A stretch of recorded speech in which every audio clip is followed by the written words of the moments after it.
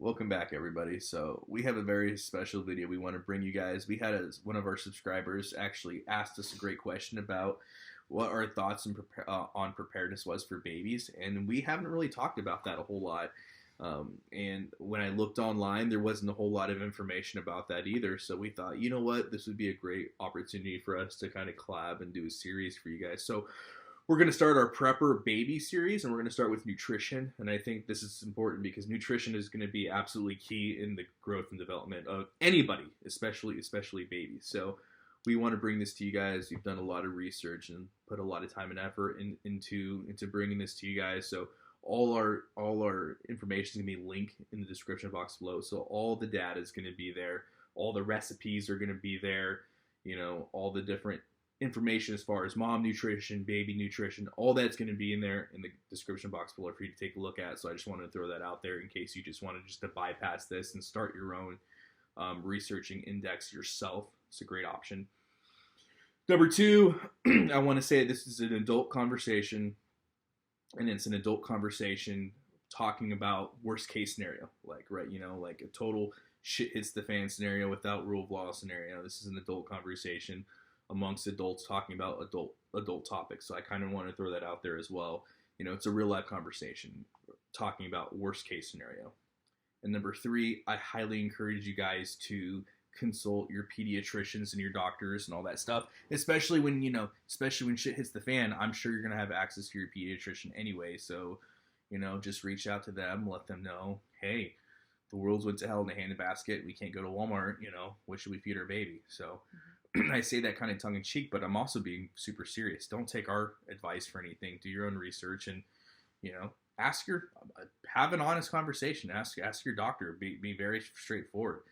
I know I do. So, you know, just, you know, have candid conversations with people, and and just realize that, you know, we're talking about if you can't go to the grocery store because you're priced out of the market or the market just doesn't exist anymore. So keep that in mind. Those are kind of our disclaimers for you guys. And we really hope that you guys like this information. And I'll say it here and I'll say it at the very end. If you have any questions, leave them in the comment section below, and we'll try to get to them. But for this series, we're gonna be talking about nutrition. So when we're talking about feeding a baby, I think it's super important that we talk about the basic building blocks of that and what that's looked like for a millennia, and that's been breast milk. Okay. Mm-hmm. And there's really only two ways I know of that you can get breast milk, and that is number one from a mom, or number two from a surrogate mom or another mom, right? So let's talk about number two, because when we're talking about solutions, a lot of times, and I know we were talking about this earlier because we've done so much research on this, and we looked a lot of places, and it's funny how a lot of our solutions that we have found and what's worked historically, there's ironclad solutions for most preparedness issues. The biggest problem we find are Western societal norms, right? Normalcy. You know, people can be more prepared, but they won't do it at the cost of their neighbors looking up at them. You know what I mean? So I didn't realize this, but surrogate milk is a big thing. You were saying something about the milk clinics and milk banks. Yeah, so something really cool. Just like we have the Red Cross where you can donate blood for people who need a blood transfusion, there's actually milk banks. And you have to go through an entire eligibility process to ensure that the milk is safe and healthy to be eligible to donate your breast milk. But if you're a mom and you have a shortage of your milk supply, or maybe you have mastitis, or maybe you're a foster mom, or maybe you just adopted a newborn and you can't breastfeed for whatever reason, you fill in the blank, you can go to these milk banks and you can get breast milk for your kid, because we all know that that's the best substance and that's the best thing for the baby to grow. And I think that's huge too, especially, you know, when we're talking about because I'm not going to sit here and tell you that I know everybody's situation. I'd be a liar if I said that. And when we're talking about parents, parents don't always mean the traditional, you know, mom and dad, they love each other, have sex, have a child, right? there are a lot of amazing people out there that adopt kids. You have a lot of amazing people that can't have kids themselves, or you have You a could have a situation, single dad that adopts an infant. or you have a situation where parents can't have kids, or whatever happens, right? So not everything is just atypical. What we see. What we see when we're talking about parents, and so I think that's super huge that there are networks out there built in, and we've put in our description box below just a list of different community networks and associations and groups and organizations that are out there that are trying to bring parents together, new moms together, and stuff like that. Because when we're talking about milk banks and surrogacy and stuff like that, it's very common in South Africa. It's very common in a lot of Latin countries where moms come together, especially within communities, to help each other out. So if there's a mom that's struggling because she can't produce enough milk, or she has a mastitis, or something happens, there is another mom to basically to help take and alleviate some of that pressure of being able to produce milk. And again, that let's just be honest, breast milk in America in modern day 2022 is shamed. Motherhood is being shamed. And so it's really important that for us, especially, as a power couple prepper here, that we reject those societal norms, and we know we do what's best for our child. So, if somebody wants to, shame us for breastfeeding our kids, that's fine, but again, those little pecan kids are mine, and I'll go to war for them. So it's one of those it's one of those things where it's shamed. It's shamed here in modern society, and I think that's unfortunate. But I think that it's important to realize when we're talking about breast milk, there are avenues out there. And so from the preparedness standpoint, as far as the surrogacy goes, it brings another dynamic layer that I think is important, and that is if you have a mom who's pregnant, well, does she have any family members or friends that are pregnant at the same time? Because that could be a great power move, a great preparedness angle to look at, right? If she has a sister that is pregnant at the same time she is, well, now we can build some layers of security and some layers of preparedness within that family, right? Okay, well, we understand that you're pregnant, your sister's pregnant, you guys are both doing the breast milk thing. Maybe there's a way we can help each other out. Maybe there's a way we can build resiliency, especially in a time where the power goes out, or worst case scenario. Well, now we have that added layer of security, knowing that we can help you can help us, and we can depend on each other for example, something as basic as food for the child, breast milk, right? So those are added layers of resiliency that can be added within a small network. And I think that's super important from a preparedness aspect to look at and be comfortable having that conversation, right? Being comfortable having that tough conversation of, this may be a reality that we find ourselves in the future. So if that does happen, what does that look like for our network? I think also you touched on earlier just leveraging the tools on our tool belt. Mm-hmm. Having the breast pump, having the shield, whatever, just being ready so that you can store, you can freeze, you can have that on hand. If your sister does have mastitis, hey, I've got this many bags of breast milk that I've pumped and are frozen in my freezer so here you go. I agree. And that's what we're going to talk about next after we talk, so surrogacy, right? That's one level of preparedness. And then you have the most important part of the whole thing, the mom, right? So making sure mom has the supplements that she needs, right? That's super important. Make sure mom has the right nutrition that she needs. That's super important because, too many times preparedness, right? We see this mantra of, well, that's okay. I have stored a bunch of rice, beans, and corn, so I'm ready for anything because I have 1,000 pounds of rice, bean, and corn and wheat. That's good, right? Well, I think, that'll feed you and that's calories, but let's talk about a nursing mom. She's going to need a little more than rice, beans, and corn. You know what I mean? Mm-hmm. And I know this old lady's going to be eating a lot of steak and pork chops and greens and lamb chops and all that other stuff. So again, it's one of those things where it's important to look at and take seriously the nutritional aspect of that. And so for us, making sure that there's a hearty, healthy diet there is one part of the equation. And then making sure she has her supplements, right? I mean, can you imagine being forced to be in a position where you're pregnant without the ability to have prenatals or any of those supplements?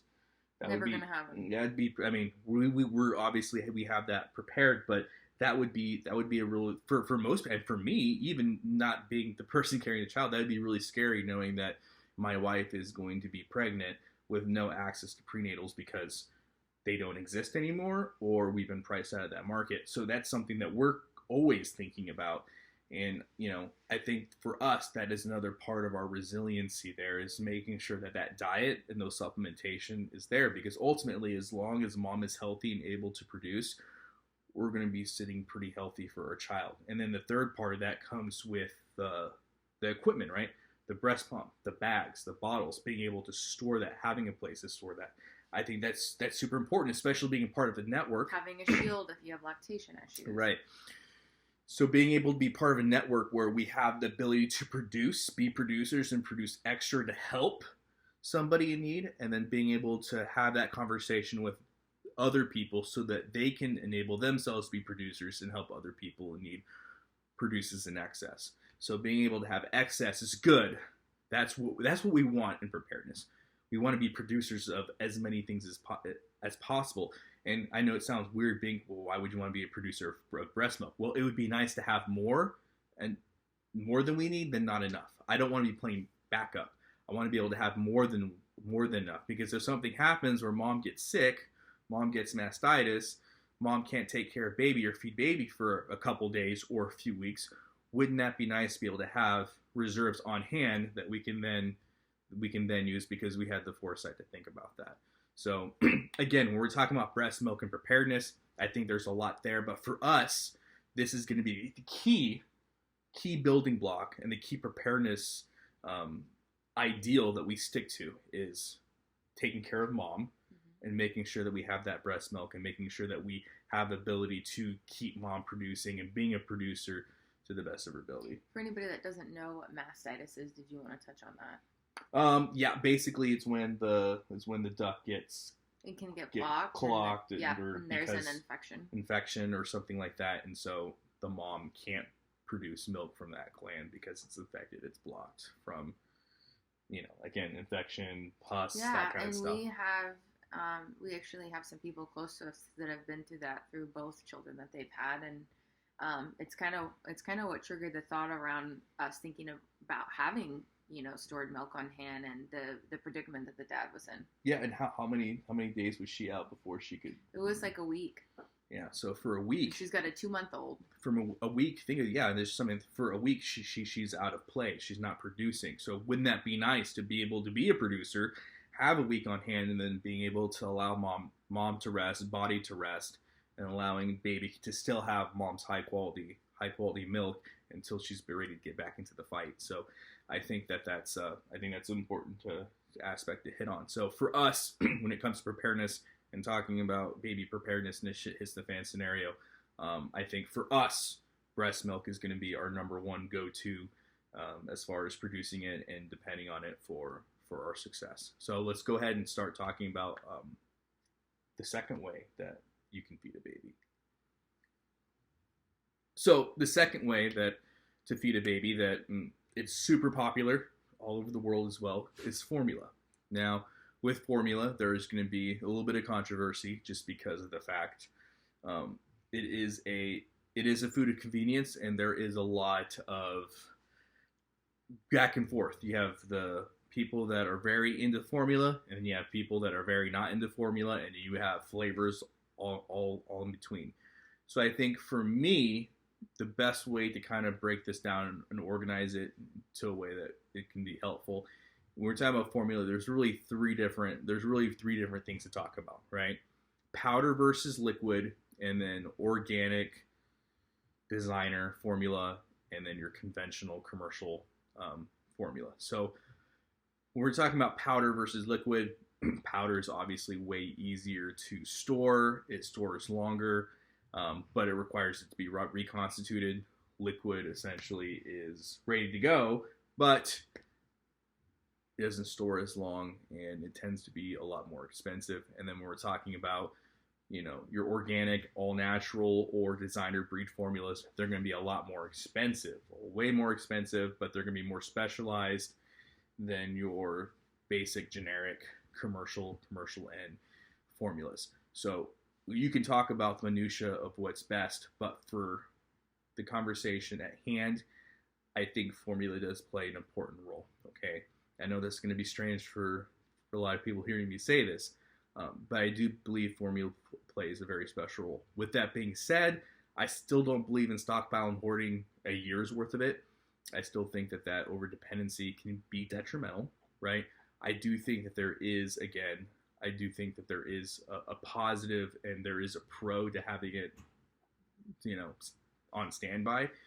But I think that when it really comes down to it, and like my business-minded wife who will tell you, it's all about your risk management, right? Your ROM here. And I think that there is a huge way to think about it. Because on one end, right, what if the worst case happens, which we're talking about, what if the worst case scenario happens and I need milk, right? And I mean, shouldn't I stockpile and hoard 6 months of it?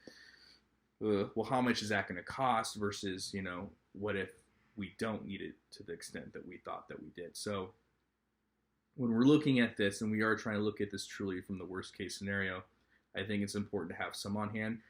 But for us, and our bias, we'll be 100% honest, we can't justify buying 6 months, a year's worth of baby formula. We can't, because right now, currently, we want to feed our baby the best food we can, and best food is mama's milk, right? That's the gold standard. That's the gold standard. All formulas, even if you look at the peer-reviewed studies I've put in there.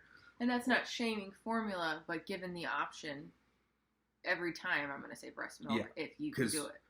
Breast milk is the standard in which all formulas are held to, right? So for us, our bias is we're already priced out of the designer formula market.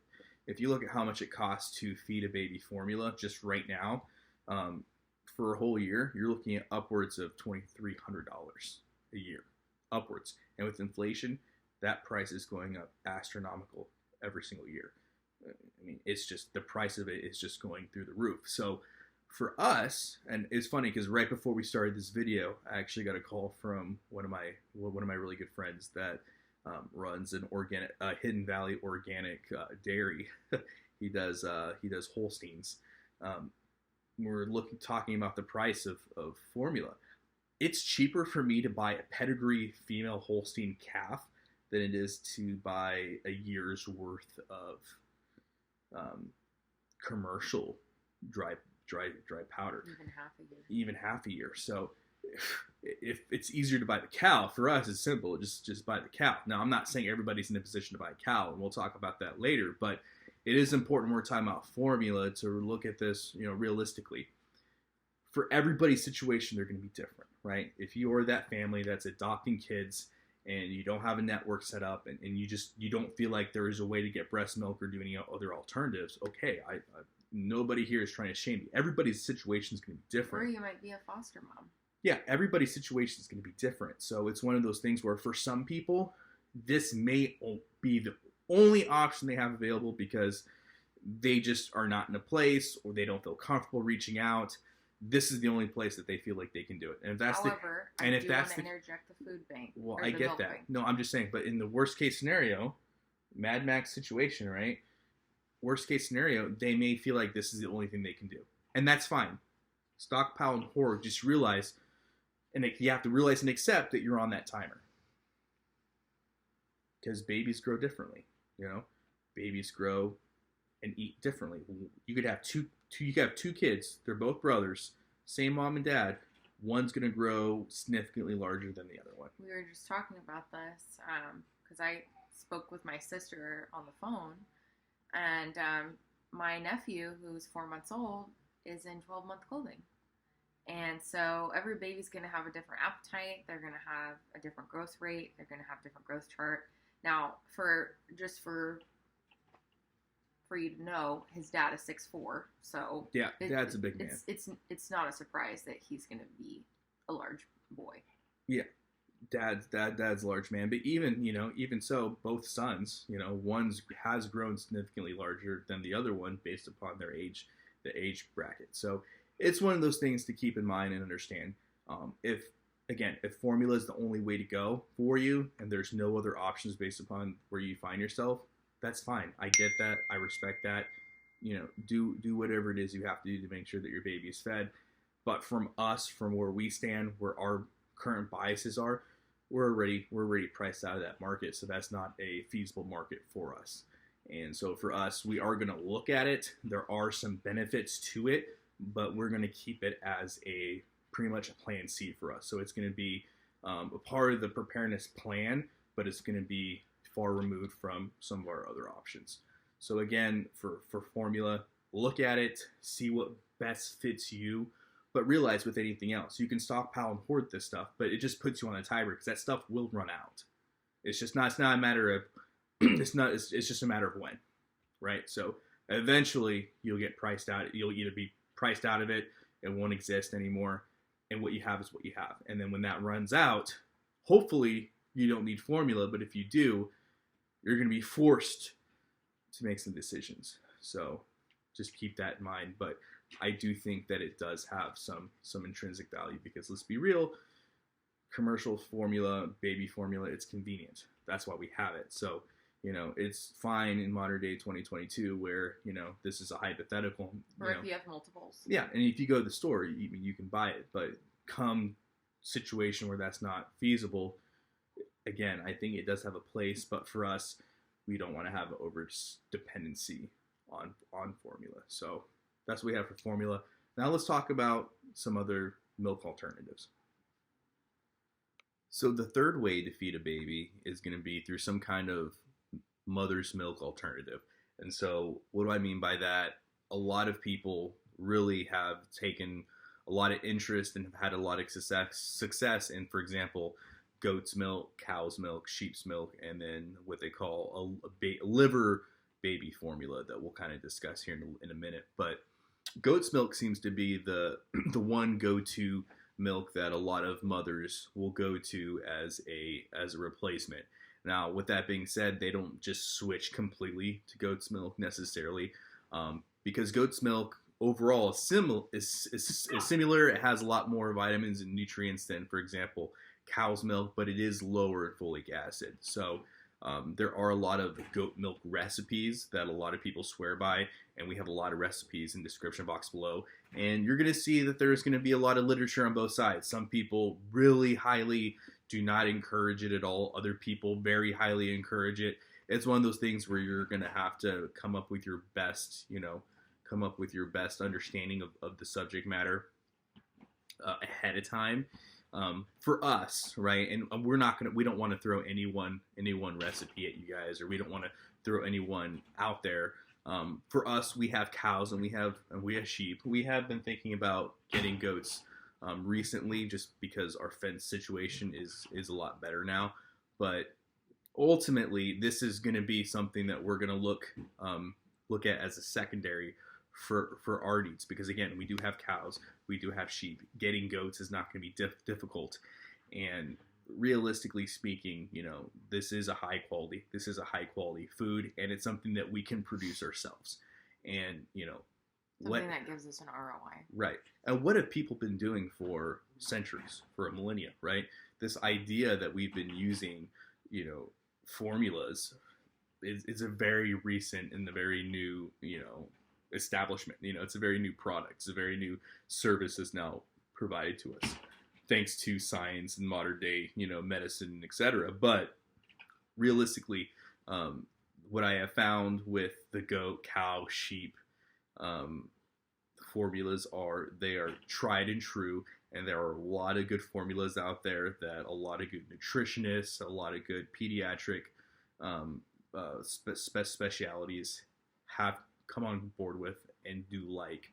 So we're going to leave just a list of different literature for you to look at, but for us, taking some of these recipes on is something that we're going to do.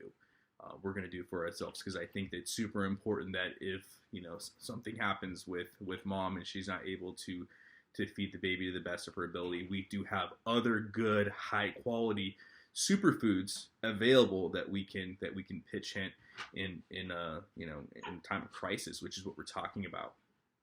And then for the liver formula, okay, the liver formula is going to be one of those where instead of using the milk, you use the liver of an animal, because the liver does have a lot of high quality nutrition with it. And so again, instead of using the milk portion, you can take the liver and you can kind of, grind it down to, pulverize it essentially in a food processor into liquid form, and then that will be used in conjunction with the other ingredients. So again, these are just things to think about. These are things to consider. Everybody's mileage is going to vary. Some people may be 110% against a DIY formula for their child. They won't even consider it. And then you have other people like us that we just want to see the science. Okay, we want to see the science. We want to see the math. We want to see what leading experts are saying. We want to see the arguments 2 and 4, which we did. Mm-hmm. And we really like the DIY options. We think if we can make our own formula at home using our own homestead, and we can produce a high quality food for our child, why wouldn't we? We use the homestead to feed ourselves. Why couldn't we use it to feed our baby? So for us, we are 110% on board. For us, we've done the science, we've done the research, and we feel comfortable with it, but not everybody will. So I encourage you guys to do your own research, and just know that there are a lot of recipes out there. There's a lot of literature on this. It's just waiting for you to look at it and see if it's a viable solution. Again, everybody's mileage may vary, but in a crisis situation where, shit has really hit the fan, and again, we can't go to Walmart, it's nice to have good, healthy alternatives. So let's kind of talk about what our plan's going to be. So let's briefly talk about our plan real quick. So just to get the elephant out of the room here, the first thing that we would consider and what we really think that would be good to have is at least, have up to 2 months worth of formula on hand. And that is for, again, we are talking about worst case scenario. So if something happened immediately and, we're in a snow ice storm and we just, we can't get outside for whatever reason, just take whatever worst case scenario you want to put in there. It would be nice to be able to go grab a package, mix it with some water or milk that we have on hand, and then feed the baby, because ultimately baby needs calories. When you're talking about feeding the baby something lower quality versus not feeding him anything at all or her at all, you got to feed the baby, right? So let's look at this pragmatically. I think it's good to have some formula on hand. So right off the bat, I think 2 months is healthy. It's a healthy amount, and it's an amount that can be used rather quickly. So, if we did have a baby towards the end of the baby needing the formula, we can start to use that, and we can start to implement that. So that's something to think about. Everybody's mileage may vary. For some people, you just might find it worth it just to buy a year's worth of formula and hide it somewhere. That's not us, but for everybody's mileage may vary. For us, 2 months of stored formula on hand seems prudent. Number 2, supplements for mom. I think that's going to be huge. The mom definitely needs to be taken care of. So that prenatal care is super important, and I highly recommend it. For us, we already have supplements stored on hand for situations like that. So that's something that we take seriously, because ultimately, if mom is happy and mom's getting the nutrition she needs, that's going to be better for the baby. Number 3, infant supplements. I think this is also something to think about having on hand, especially your folic acid, your DHA. Absolutely. I think those are all vitamin D, vitamin B12, etc. I think those are all great things to have on hand, especially if you do find yourself in a situation where you're only able to feed formula, or you're doing some kind of DIY, making your own formula at home. I think that those would be super important, because that all goes to brain health, and it's important for babies to develop. I mean, that's an important part of development, is making sure that their brains are growing, because their brains are very important. All our brains are important. The development of that brain is super important. So we are definitely going to have baby supplements on hand that we can use. That's something that we're going to look to have a healthy supply of. Number 4, breast pump and supplies for mom, making sure she has those bags, making sure she has those bottles, making sure she has the breast pump, making sure that it's good quality equipment that can work, that she can start. It's mobile, it's functional. Mobile, functional, and she can start to produce her own, and she can start to get her own healthy supply of milk. Is great, because that's going to be primary. It would be so nice if if we're in this snow, rainstorm, or whatever, we can't go outside, we can just go into the freezer. We can grab a bag. We can warm it up. We can let mom rest, and we can take care of baby. That's great. So being able to have mom become her own producer is going to be super huge in our preparedness plan. Number 5, lastly, animal milking station and supplies. Being able to take the animals we have on homestead and allowing them to work for us, allowing us to be able to get high quality milk from our cows, from our sheep, from our goats. That's going to be super important. That's going to be super huge. And buying a pump is something that we plan to do in the very near future. I just think it's important. And not only for that, let's say we do pump, we do have this animal milk on hand, and we decide, we don't need it, or we're not going to use it because mom is such a good producer, or we just didn't need it. Well, guess what? Now we can make our own cheese. We can make our own other, or kefir. We can make our own milk products that we can now eat ourselves that are going to be healthy for the rest of us. So again, these are all things that we're thinking about. So as far as our plan for prepping for child nutrition, those are going to be our 5 big takeaways. Again, 2 months worth of formula I think is prudent. Supplements for mom, supplements for kiddo, breast pump and supplies, and then animal milking station supplies. I think the culmination of these 5 things will allow us to have the most preparedness that we could possibly elect to have for our child. That's going to be huge for us. So I think with the culmination of those 5 things, we'll be able to take on pretty much any child nutritional issue that head on. There's no doubt. I feel very, very confident in that. So if you have any questions, again, leave in the comment section below. We know this was a little bit of a longer video, but I think it's really important that we put out this information and kind of give you guys a basic understanding of what it is that we're looking at and why, and just all the different minutiae of it. Because ultimately, again, this is worst case scenario. I highly encourage you guys, talk to a pediatrician, talk to a doctor you trust, go to Walmart and buy the supplies you can buy buy the stuff you need when you need it. Like ultimately, that's we are not taking away from that. We want everybody to buy the stuff that you need when you need it. But if something bad were to happen and you can't depend on the grocery store, what's the game plan? And unfortunately, waiting till that day happens is for us not practical. So we're definitely thinking about these things, and we are definitely formulating plans for these things because ultimately, who knows? The grocery store may not be there tomorrow. Do you have anything else to add on the plan or anything that you think that they should know before we sign off? Yeah, I would just reiterate, and I won't beat a dead horse, but do your own research. Yeah, no, I think that's super important.